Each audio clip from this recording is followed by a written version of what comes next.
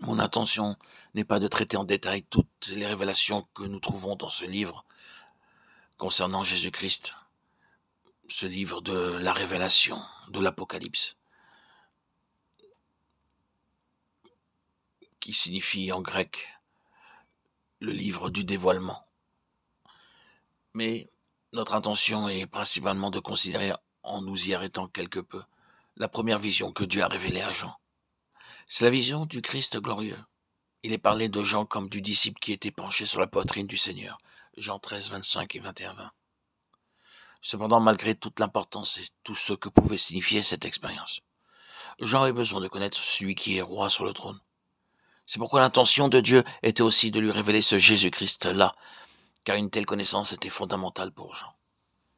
En ayant cette connaissance, il ne lui serait pas difficile de saisir toutes les prophéties concernant les événements à venir. Dans quelles circonstances particulières Jean a-t-il reçu cette révélation? Moi, Jean, votre frère, et qui est part avec vous à la tribulation et au royaume et à la persévérance en Jésus-Christ, j'étais dans l'île appelée Patmos, à cause de la parole de Dieu et du témoignage de Jésus, Apocalypse 1, 9. Par ce passage, nous voyons dans quelles circonstances il a reçu cette révélation. Il ne déclare pas qu'il est un grand apôtre choisi par le Seigneur. Il dit simplement, moi, Jean, votre frère, et participant avec vous à la tribulation, au royaume et à la persévérance en Jésus.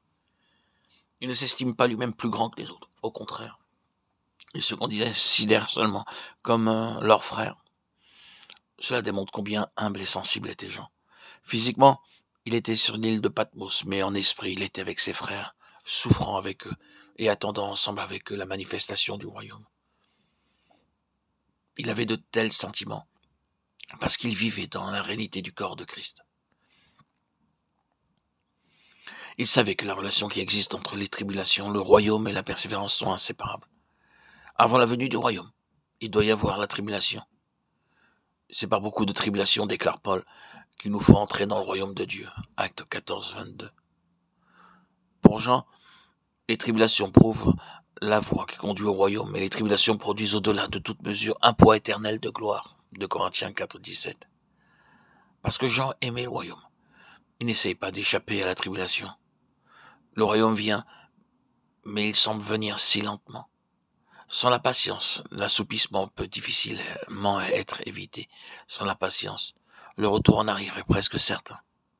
Et sans la patience, l'attrait qu'exerce le monde paraît irrésistible. Jean savait tout cela. C'est pourquoi il attendait patiemment. Il croyait qu'il avait part avec ses frères à la tribulation, au royaume et à la persévérance qui sont en Jésus.